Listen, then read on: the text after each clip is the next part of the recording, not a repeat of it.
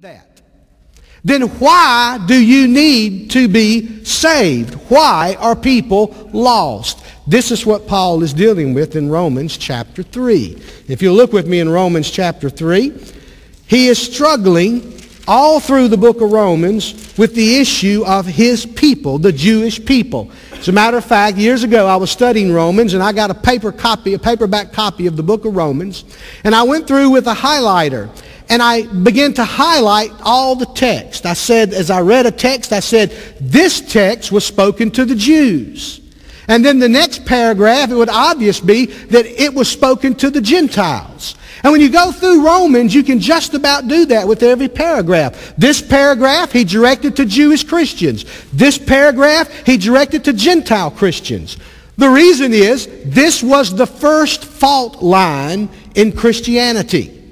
It was the first struggle, the first tension. What about God's chosen people? Where do they fit in what God is doing in Christ Jesus? And Paul personally struggles with this. In Romans chapter 3, he's dealing with how people come to be lost and need to be saved. Now he begins this passage in verse 9 by saying, "What shall we conclude then? Are we the Jews any better? Not at all. We have already made the charge that Jews and Gentiles are alike, are under sin." Now, look at verse 10. As it is written, he goes back to the Old Testament. He begins to quote the Old Testament. He quotes Psalm 14, he quotes Psalm 53, and he quotes Ecclesiastes 7. There's none righteous, not even one. There is no one who understands, no one who seeks God.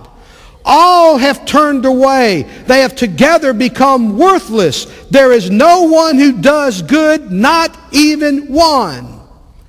Now when you listen to Paul's argument, and he's trying to establish the fact that both Jew and Gentile are alike. Both are condemned because of sin. How did they get there? The same way. Because they sinned. And they sinned the same reason you and I sin. Because of our own free will and volition, we chose to disobey God. Of our own free will and volition. We become sinners, transgressors of the law, because we step across a line. A line that God has drawn for all of humanity. And when you step across that line, you disobey Him, you become a transgressor. Paul will use that term. Meaning that you have violated the law of God, and you are a sinner, and you're there because you chose to do so. It's not because of anyone else. You can't blame the devil. You can't blame your parents. Though sometimes that's kind of fun. You can't blame the preacher. You can't blame anyone else. You walk across that line because you choose to. Of your own free will and volition. The point he was making was simply this. We're lost because we are sinners.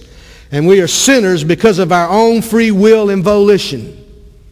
We choose to be. That's why people are lost.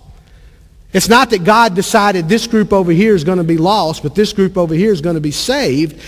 All of us are in exactly the same situation.